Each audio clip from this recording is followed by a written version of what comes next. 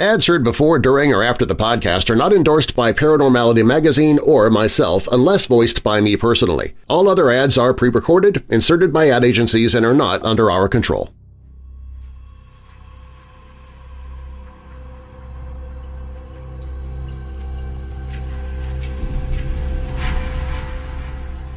Welcome to Paranormality Magazine. Each week, Paranormality Magazine explores all Fortean subjects, from phantoms to UFOs and every cryptid creature in between. Each week, you're treated to a collection of well-researched and investigated stories, interviews, and reports on cutting-edge paranormal projects and topics they know you crave.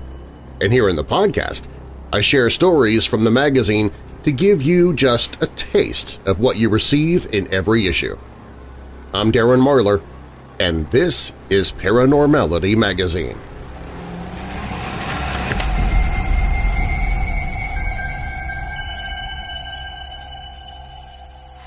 The elevator game, also known as the elevator ritual or elevator to another world, has become an iconic urban legend in recent years. This ritual, which supposedly allows a person to travel to another dimension or world, has spread widely online and captures the imagination of those seeking thrills or supernatural encounters. But is this so-called game based in any truth or reality? Or is it nothing more than a creepy story that has taken on a life of its own? Let's examine the details and origins of the elevator game ritual and explore whether there could be any factual basis behind such claims. The elevator game ritual rose to prominence in the early 2010s as stories and reports of it began circulating on blogs, message boards, Reddit, and other internet forums. The ritual itself is relatively simple, in theory at least. At night, go to a building with at least 10 floors that has an elevator. This building should be near where you live and largely deserted at night, such as an office building. Make sure you are alone when you enter the building. Bring nothing with you except the clothes on your back, although some variations suggest bringing a small survival kit. Enter the elevator on the first floor. Press the button for the fourth floor. When the elevator reaches the fourth floor, do not get out. Instead, press the button for the second floor. On the way down to the second floor, do not get out. Let the elevator descend back down and press the button for the sixth floor. Continue this pattern of going up a set number of floors, then down a set number, then up, then down without getting out on any floor until floor number 10. When the elevator reaches the 10th floor, it supposedly will open not onto the 10th floor, but onto another dimension or different world entirely different from the one you just left. If successful, those who complete the ritual often report encountering strange creatures and entities, an alien world filled with unusual sights and sounds, or a dimension that resembles our world but seems abandoned, run down, or permeated with an overwhelming sense of dread and despair. Accounts sometimes speak of ghostly figures, madmen or cult members occupying this other world. But the elevator game ritual comes with an abundance of danger and warnings as well. Those who fail to complete the steps properly may disappear, never to return, become trapped between worlds, or meet an untimely end at the hands of the questionable entities said to dwell within this alternate realm. Even those who complete the ritual face the risk of becoming stranded in another world or dimension with potentially no way to return home. While versions of the elevator game or a similar type of dimensional elevator ritual have been reported in many countries, the origins of this particular urban legend appear to come from Japanese internet forums and threads in the late 2000s. Two common elements found in early Japanese elevator game rituals that persist in current descriptions are the requirement to ride the elevator late at night and the stipulation that you must ride alone. Both factors help set the quiet, isolated, eerie stage necessary to conduct such a creepy ritual. The specific instructions, riding up a set number of floors, then down and so on in a set sequence but never getting out until the end, also bear a striking similarity to rituals documented in older Japanese legends. These types of rituals are often referred to as kairoku, meaning uncanny space. Going back centuries, Japanese folklore contains stories of people stumbling upon or deliberately entering mysterious, liminal spaces that do not obey normal physical rules and feature paranormal entities or glimpses of the afterlife. Modern Japanese urban legends reimagine these uncanny ritual spaces for today's world. Elevators lend themselves well to such paranormal rituals and liminal spaces because they already operate as confined, windowless rooms disconnected from their immediate environment, essentially a space between one world or one floor and another. The repeated opening and closing of the elevator doors builds suspension and deception. Will the next door open onto the same world or another realm entirely?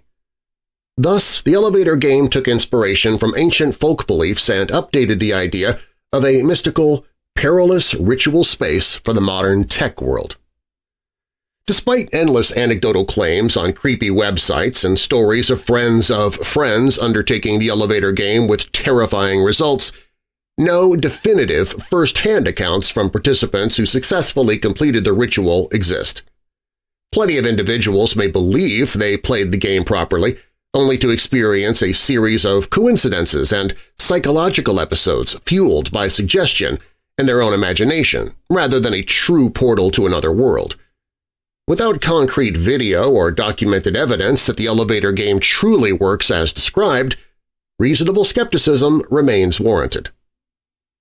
Researchers of folklore and urban legends point out that while ghost stories and paranormal beliefs have existed across human cultures for millennia, the advancement of photography, film, and now the Internet should result in far more tangible evidence than exists if any of these phenomena were based in reality. The lack of such evidence regarding the elevator game ritual only lends more credence to the theory that it is nothing more than an unsettling fictional legend deeply rooted in ancient folklore and reimagined for a tech-savvy 21st-century Internet audience constantly seeking out the creepy and bizarre corners of humanity. The current cultural obsession with the elevator game ritual speaks volumes regarding humanity's inherent need to believe in forces larger than ourselves and possibilities beyond the mundane day-to-day of reality.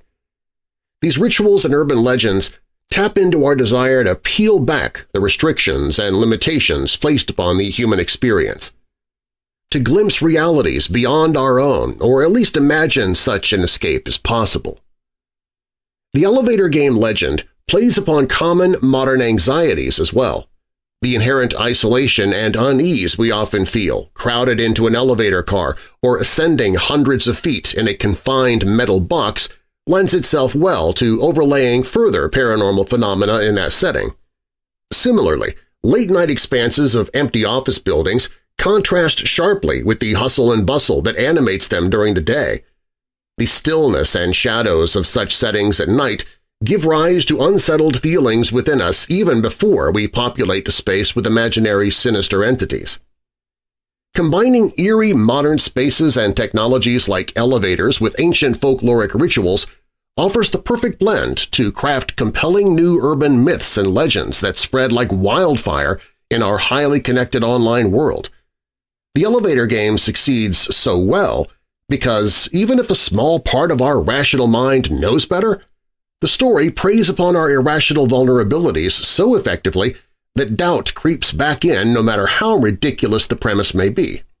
And so, legends and ceremonies like the elevator game endure, unlikely to be eradicated anytime soon despite a lack of evidence. In the end, a thorough examination of the elevator game ritual and the paranormal claims surrounding it reveals no substantiated incidents and no concrete video evidence showing the ritual even working as described. Quite plausibly, the game's spread online points to nothing more than a brilliant and highly shareable new urban legend updated for our modern world, but still just a legend nonetheless.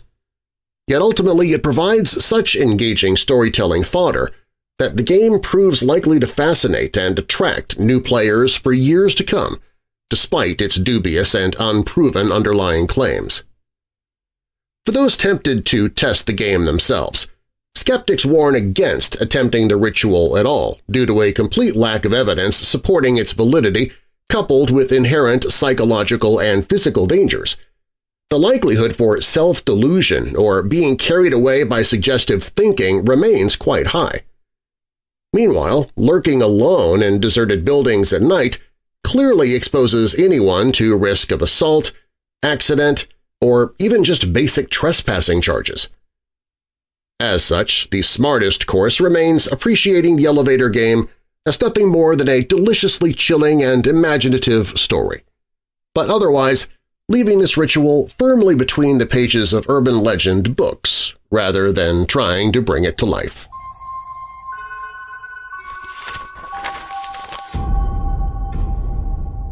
There are certain individuals in this world who possess uncanny talents and abilities that even experts struggle to explain. They accomplish feats of superhuman strength, memory, endurance, and more that leave scientists scratching their heads. First is Daniel Browning Smith, a 44-year-old contortionist and performer from the United States. Thanks to a condition called hypermobile Ehlers-Danlos syndrome, which gives him unusually flexible joints and stretchy skin, Smith holds 7 Guinness World Records. His uncanny elasticity allowed him to accomplish incredible stunts like squeezing his entire body through a tiny tennis racket.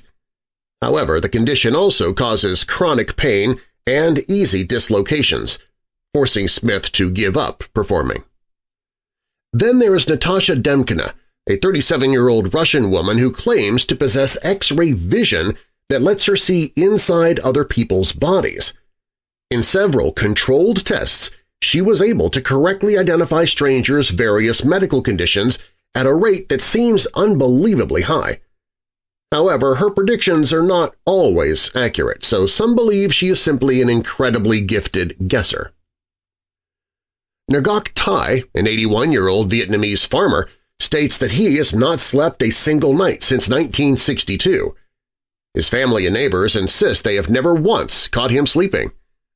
Thai says he draws boundless energy, not from sleep, but rather daily consumption of green tea and rice wine.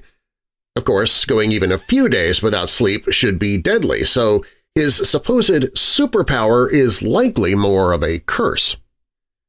In stark contrast, 49-year-old British artist Stephen Wiltshire possesses the gift of perfect visual memory and artistic ability.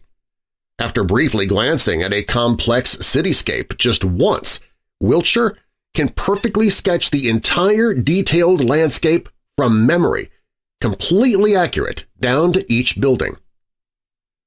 Finally, there is Dutch Iceman Wim Hof, who set Guinness records for incredible feats like the farthest swim underneath Arctic ice.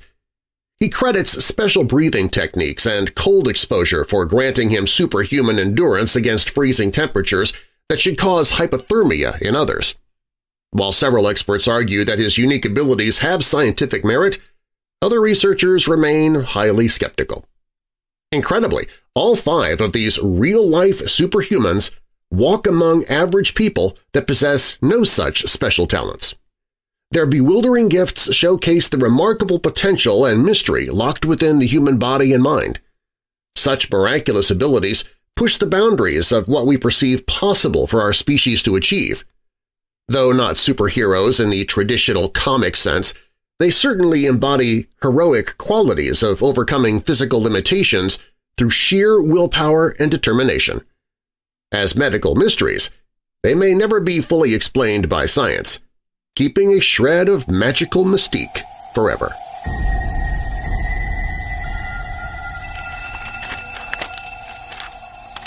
Want more paranormality? Subscribe to Paranormality Magazine, and each month get it delivered digitally or via mail in our print version. Paranormality Magazine is a collaborative endeavor featuring works from people like you who have a passion for all things mysterious and unexplained. Our goal is the pursuit of knowledge, gathering captivating stories from our own team of writers, researchers, and investigators, as well as from writers such as yourself. Each monthly issue also includes a list of paranormal, horror, UFO, and cryptozoology events around the country, incredible paranormal-themed artwork, articles and writing sent in from our readers, suggested books and podcasts to consume, and more. Visit ParanormalityMag.com and subscribe today for as little as $3.99 a month. That's ParanormalityMag.com. ParanormalityMag.com.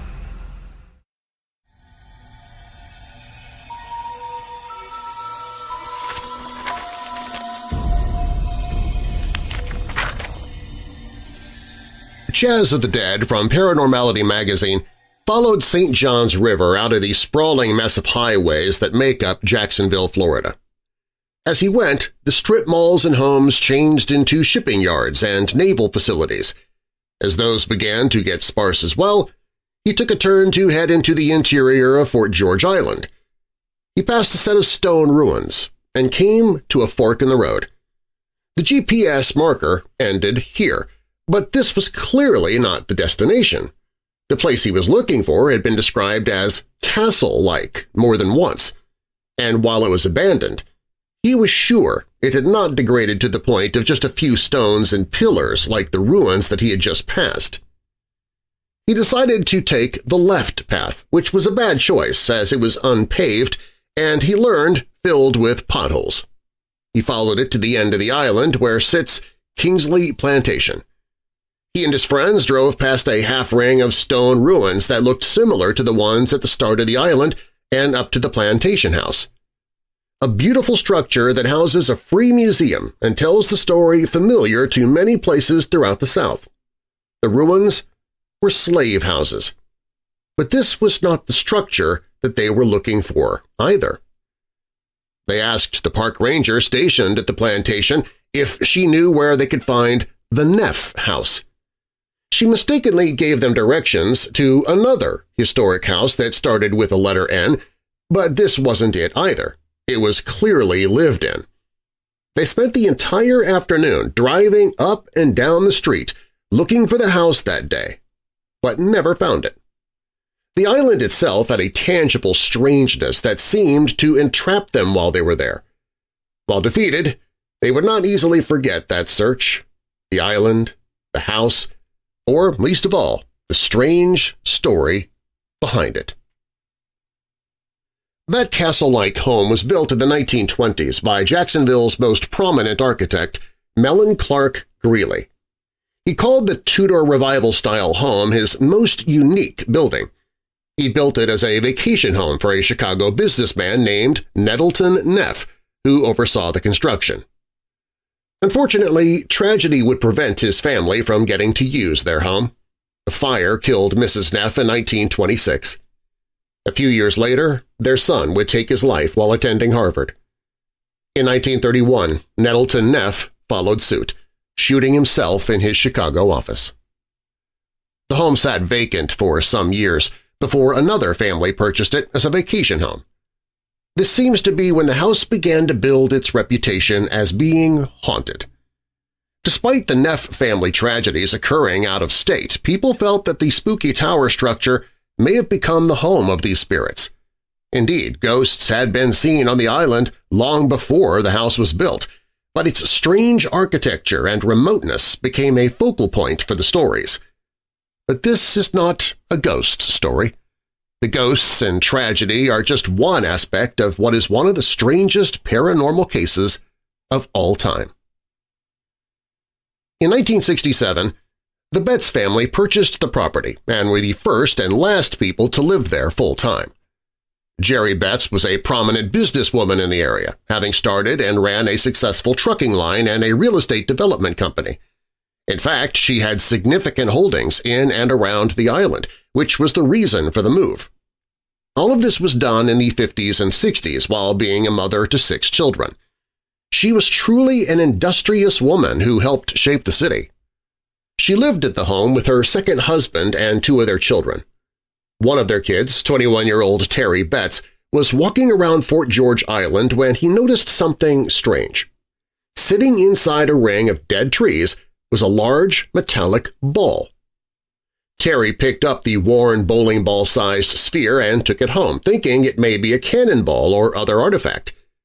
The ball sat in the home for a while until Terry played the guitar near it, and the ball seemingly reacted. From this point forward, the ball began to display strange behavior. It would ring out in a metallic hum on its own. It would roll around and follow people around the house on its own accord.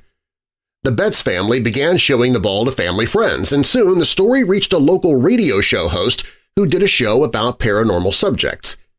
He went to the house and saw the ball's abilities for himself. The ball rolled on its own over a flat glass table, stopping precisely on the edge of the table in a way that defied gravity. After he did his show on the sphere, the rest of the local media caught on, and soon national papers were talking about the strange sphere found in Florida. Jerry became the family's spokesperson in all sphere-related matters, as more and more reporters began showing up at their wooded castle home. Soon the Navy took notice, as their facilities were near the island, and a growing theory was that it was some piece of their tech that had been misplaced.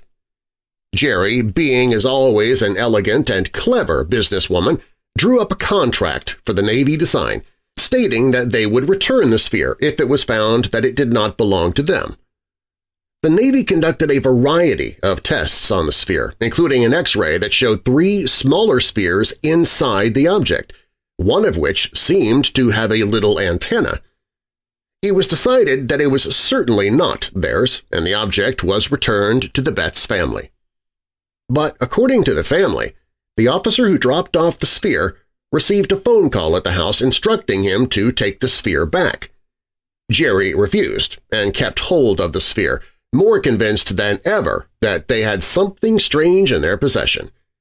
The Navy subsequently released a statement declaring that the sphere was nothing special and that the rolling was simply because of a chip in the surface of the otherwise perfectly weighted ball. But this did not stop other groups from showing interest in the sphere. The National Enquirer had convened a panel of 5 scientists in New Orleans to investigate the UFO phenomenon. Leading the panel was famed astrophysicist and pioneering ufologist J. Allen Hynek. The panel flew out Terry Betz and the sphere to investigate it. From here, various stories have come from sources in and around the family, most of them pointing an accusatory finger at the panel. One story states that while in New Orleans, the panel received a call stating that there was an emergency back home in Jacksonville and that Terry needed to return immediately. He was flown back by the panel without the ball, only to find his mother confused as no emergency had occurred. Another story states that sometime after the panel saw the ball, J. Allen Hynek visited the home and spent the night with the ball. He either was caught inspecting it in the night or actually slept with it in his room overnight. Whichever story is true, it became clear that Jerry felt that the panel had altered the ball somehow, or perhaps swapped it out with a fake one. She felt this way because its bizarre behavior, the humming and the moving, had seemed to stop. She took it for a follow-up X-ray and found that the 3 internal pieces appeared altered. The panel also released their statement that they concluded, with the skeptics of the time, the ball was simply an improperly disposed of industrial ball valve. This was right around the fever pitch of the story, and Jerry and her family were already exhausted. Self-proclaimed ufologists kept showing up at her home, and the phone would ring at all hours, day and night. In one of the very last interviews she gave, she stated that she was fine with the public thinking it was nothing special and that she just wanted the circus to stop.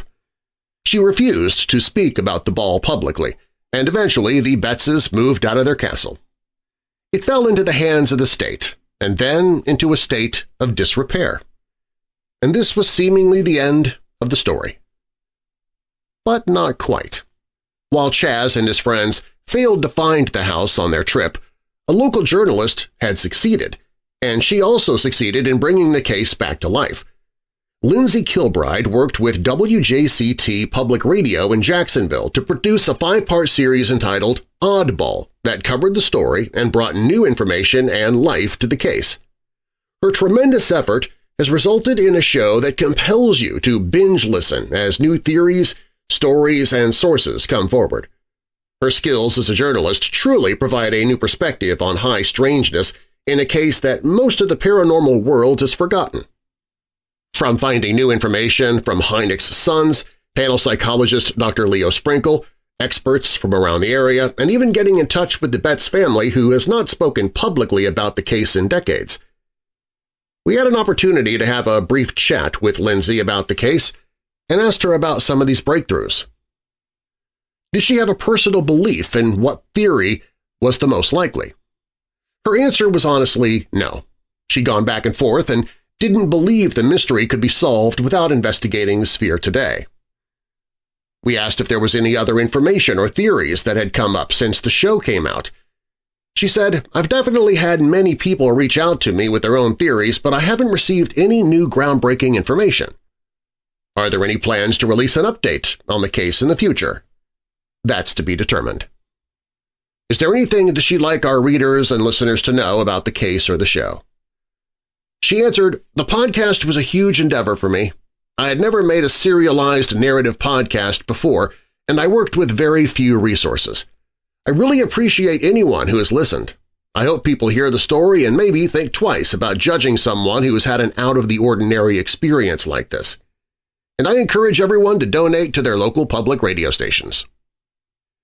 We also asked her about some of her contacts and about some of the information that they provided. An elegant professional, Lindsay assured me that she would not have put information in the podcast without independently getting confirmation. And she has continued to respect witnesses' requests for privacy, patiently waiting for them to provide the information on their terms. She really is a shining example of what a researcher should strive to be, and as a result, her project, Oddball, is certainly the definitive source of information on the Betz case. You might want to add that to your podcast rotation.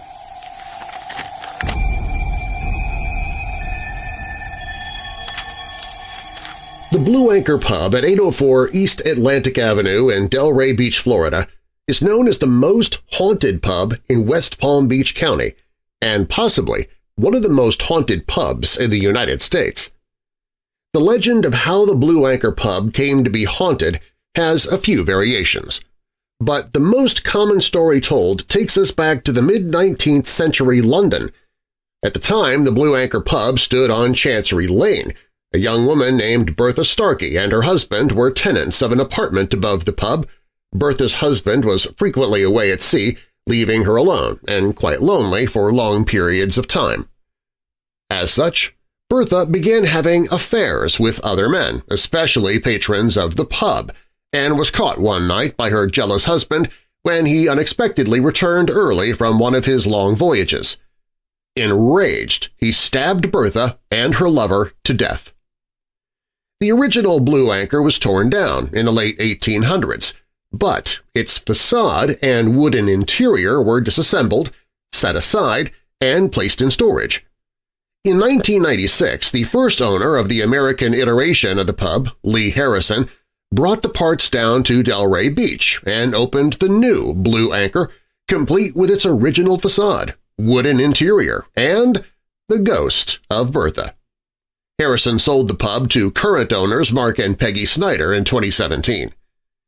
Employees and guests witness a range of exciting and spooky paranormal phenomena at the pub, including candles lighting and extinguishing on their own, heavy items flying off the walls, loud footsteps after closing time, pots and pans banging around by themselves, and, most notably, the eerie, mournful sound of Bertha's ghost wailing away into the night.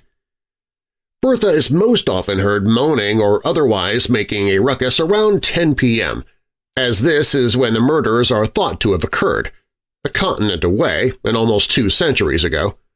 A decades-long tradition includes ringing the ship's bell, a bell located behind the bar at 10 p.m. each night, to appease and pay tribute to Bertha. Other notable features of the pub include its hand-drawn cask-conditioned beer taps, meaning there is no use of carbon dioxide, but rather the beer is pumped directly by hand into each glass. Aside from theme parks in Orlando, no other Florida pub utilizes this technique. The pub was featured on Travel Channel's Booze Traveler in 2017 and continues to attract a dynamic crowd of soccer, that's football, fans, paranormal enthusiasts, and beer lovers from around the state and beyond. English expats seem to especially enjoy the atmosphere, which feels like home, and the pub pours 20-ounce imperial pints for its thirsty guests daily. Employees and guests seem to embrace the ghost of Bertha. Bertha, for her part, still seems to be mourning her untimely death and the death of her lover, against the backdrop of a lively local pub and a spectacular, haunting view of the sea.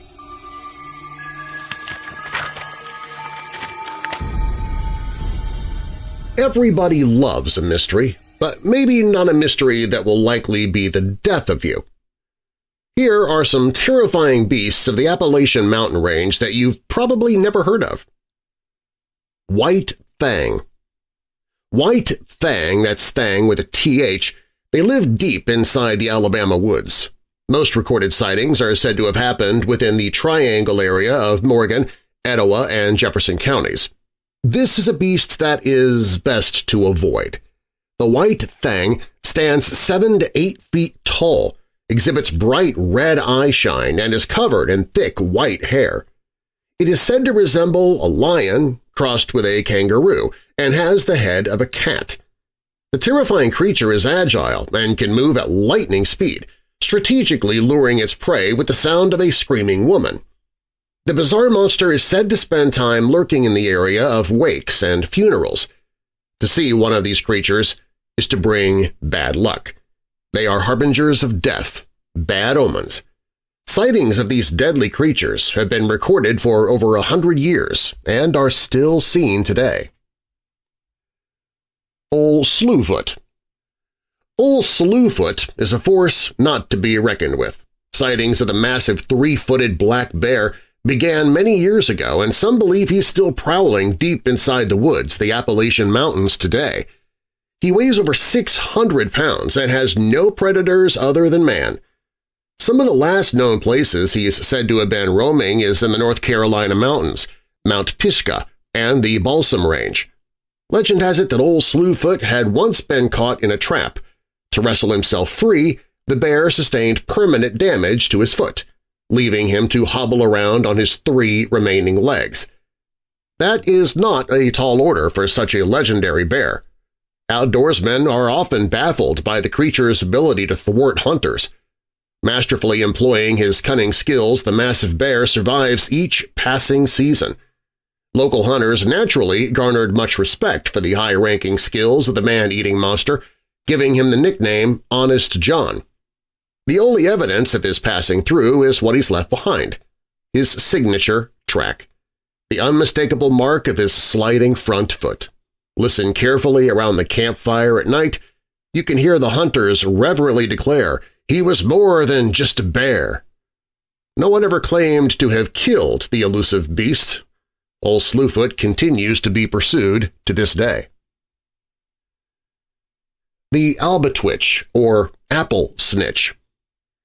The Albatwitch is a terrifying creature that closely resembles the Sasquatch, though slightly smaller. Standing at just 4 feet tall, the Albatwitch is commonly seen lurking along the woodlands of Columbia, Pennsylvania, specifically the banks of the Susquehanna River. The strange beast is covered from head to toe in reddish-brown hair. Those lucky or unlucky enough to have seen the shortish beast say that he resembles a man. The Albatwitch is named for its bizarre behavior for throwing apples at people passing by. When the short, hairy man is not sitting in trees and spying on people, he's collecting apples to throw at unsuspecting hikers. The Albatwitch has been a part of local Appalachian mountain lore for over 100 years. Chilling tales and strange stories have been handed down through generations. A typical encounter would include hearing what some have described as the sound of a cracking whip. One boy told of seeing his brother pinned against a tree by the apple-throwing beast. The brother's horrified screams startled the creature enough that he set the boy free at once. The apple snitch is said to have lived at the base of Chickee's Rock, a substantial outcropping of quartz-like rock, a natural rock formation that towers over 100 feet above Pennsylvania's Susquehanna River, an area that was also home at one time to the Susquehanna Giant Indians. The Appalachian Chupacabra. The Appalachian Chupacabra has a long body, is 4 feet tall at the shoulder. This terrifying creature has a broad shape with spikes running along its back. He has a pig-like snout and large fangs within his mouth. The mountain chupacabra's oversized paws have talons more prominent than a hawk, fiendishly spread out over only 3 toes. The hideous freak of nature is covered in quills and was first spotted in the 1900s. They say the creature migrated to the U.S. from Puerto Rico. The beast has been seen roaming the woods within West Virginia. Its thick, matted fur, massive fangs, and large glowing eyes make him something that nightmares are made of. The beast relies on its pack to stalk and hunt its prey, collectively using their keen ability to confuse their victims. He's known to use the shrill scream of a woman's voice to draw in its dupable meal. Scurrying the night for bears, deer, pets, and wolves, the Appalachian Chupacabra dons a frighteningly aggressive nature, moving at the speed of light. Maxing out at 240 pounds, this mountain beast is one to be feared. The Raven Mocker. The Raven Mocker first revealed itself in Cherokee mythology. Feared by witches, he is known as the Angel of Death. He is an evil being who robs the sick and dying of their lives. When the Raven Mocker meets his mark, he appears as a withered old man or woman. The beast's essence swells into the air, stalking its victim before bursting into a fiery flame. He then rises on a gust of wind and descends upon the victim's head. The beast is so clever it's able to eat the heart without leaving a mark on its victim's body. The Raven Mocker victoriously adds a year to his own existence by stealing the life of another. If you hear the screech of the deadly creature, you know that death is near. The only member of the tribe who is able to thwart the beast is the medicine man. Coming to one's rescue, the medicine man will stand over the dying in an attempt to keep the vicious animal from stealing the villager's heart. Invisible when feeding, this deadly Raven Mocker is feared by all, but envied by witches. The Smoke Wolf. The wolf is arguably the cleverest of all the forest creatures, but there is one more cunning than even the wolf. The smoke wolf is an animal that legends are made of. This enigmatic creature seems to have stalked the forests since the beginning of time, scaring settlers throughout the centuries. A smoke wolf is born through death. Once the settler's family dog dies, he is promptly buried. The spirit of the dog is then called a grim. His spirit morphs into a spiritual black dog with fiery red eyes. He stalks the night, protecting the graveyard from grave robbers, thieves, witches, and warlocks. After a time, the grim then becomes a smoke wolf, howling like a wolf and screaming like a demon. The fearsome wolf is said to have been around for over the last 4 billion years, give or take. Smoke wolves live in small packs and don't kill for food. Smoke wolves kill for fun. They're said to roam the forests of Tigard Valley, West Virginia, an area known to locals as No Man's Land. The smoke wolf appears out of a smoky fog, hence the name, and stalks its prey in the most remote parts of the forest. No place is safe from this deadly creature. The Wampus Cat. The Wampus Cat appears to be a hit when choosing a high school mascot. Many high schools across the country have adopted the Wampus Cat's likeness to help facilitate fear among their rivals. The Wampus Cat, also referred to as the Gallywampus or Whistling Wampus, is a terrifying cross between a cat and a human. The fearsome cat's sharp, elongated claws and razor-sharp teeth are just as alarming as its piercing, yellow, glowing eyes. He skillfully lurks along the lesser-traveled paths within the Appalachian region, looking for his next meal. The Cherokee people have shared horrifying stories about the shape-shifting beast for centuries. Some claim to have seen a yellow cougar with a spiked ball on its tail, yet others have said that they've encountered a six-legged mountain lion, 4 legs for running at the speed of light and 2 for fighting with all its might. There have also been reports of the creature being a spiritual green-eyed cat with occult powers. Tribal members talk of the Wampus cat as being the embodiment of a female cursed by the elders for hiding underneath a blanket, secretly watching a sacred ceremony. Still others speculate the one who embodies the terrifying cat was cursed because of disobedience or for practicing witchcraft. In December 1918, the Wampus cat was recorded in the Greenville Sun newspaper as having roamed the Big Ridge in the area of Gethsemane. The paper noted its dark, matted fur and long, sinuous tail. The paper also stated that the strange, alluring cat was a shapeshifter with the ability to become invisible. Other newspapers said that stories of the Wampus cat have stretched on for generations, terrifying villagers and tribesmen and killing livestock from North Carolina to Georgia. And then there's the snallygaster, a half-bird, half-reptile beast that has been described as a dragon-like animal living in a South Mountain cave. The snallygaster's name translates to quick spirit or fast ghost. Frederick County marks the area where the beast is said to frequent most. Stories about the strange creature started circulating in 1909. It's also been described as a lion with the head of a goat protruding from its back and having a long tail with the head of a snake. An Ohio man described the horrible beast as having 2 enormous wings and a large horny head with a tail that was 20 feet long. Seen as far away as New Jersey, one man said it was roosting on his barn and laid an egg the size of a whiskey barrel. The terrifying creature has the shrill scream of a locomotive whistle. In 1909, the beast was seen by 3 men outside of a railway station in Frederick County, Maryland. Upon encountering the terrifying beast, the men bravely fought the creature for 1.5 hours before eventually chasing it into the woods. This would be the last time the snallygaster was seen for over 23 years, until another appeared once again in the area of Frederick County. This prompted the assumption that it must have been the offspring of the original beast. The most gruesome and terrifying story has direct ties to the Smithsonian. The story tells of a man who had been seized by the creature and killed. The snallygaster pierced the man's neck and swiftly sucked all the blood from his body, before dropping him back on a hill. Middletown, Maryland's Register carried the horrifying story, prompting the Smithsonian to offer a prize for its hide. President Theodore Roosevelt reportedly considered the challenge before eventually thinking better of it.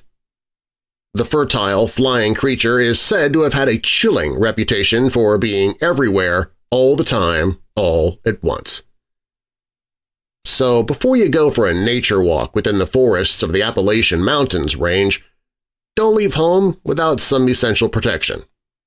Sage, holy water, and definitely a Bible.